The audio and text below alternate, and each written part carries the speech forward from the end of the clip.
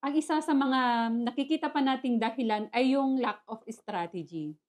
Bakit kaya ito naging isang reason din bakit nagku-quit ang mga real estate sa reason na lack of strategy? Ang mga real estate agent, syempre naging real estate agent tayo para makabenta tayo ng bahay, no? So yun yung madidetermine natin na outcome in terms of number, no? So syempre para magkaroon ka ng benta, kailangan mo rin ng strategy, isa ang strategy, no? Especially yung mga marketing strategies in place. Now, dahil tayo ay may iba-ibang pinanggalingan, maybe pwedeng ikaw ay merong sales background, i-implement mo yung ginawa mong mga strategy before, no? Pero kung wala kang background sa sales and marketing, magsisimula ka from scratch, no?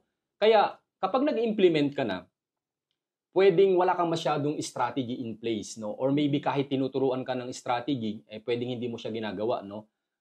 Kung ikaw ay starting from scratch at wala kang masyadong strategy, or maybe sa culture ninyo doon sa real estate team nyo ay maybe traditional lang yung kanilang mga marketing o sales strategy, pwedeng maka-impact yun sa pagkakaroon mo ng outcome. At kung nandun ka sa hindi masyadong nag-work na strategy, ang tendency dahil wala ka masyadong results, wala ka rin masyadong benta. Kaya yun ang nagiging reason bakit nagku-quit eventually din yung mga real estate agent. Kaya ang ating suggestion ay dapat tayo ay constantly nag-i-innovate ng mga iba-ibang strategy.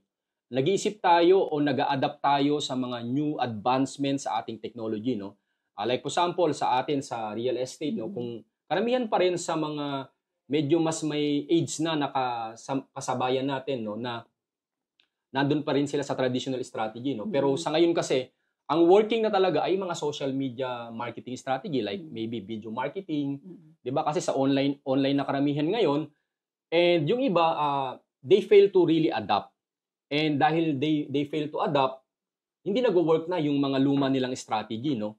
At kapag gano'n, hindi ka masyadong makakabenta, eventually kapag wala kang results, yun yung nagiging determination bakit nagku-quit yung ibang agent. Kaya we need to really adapt sa new advancement sa technology and i-maximize natin yung potential din ng social media kasi nasa social media na tayo.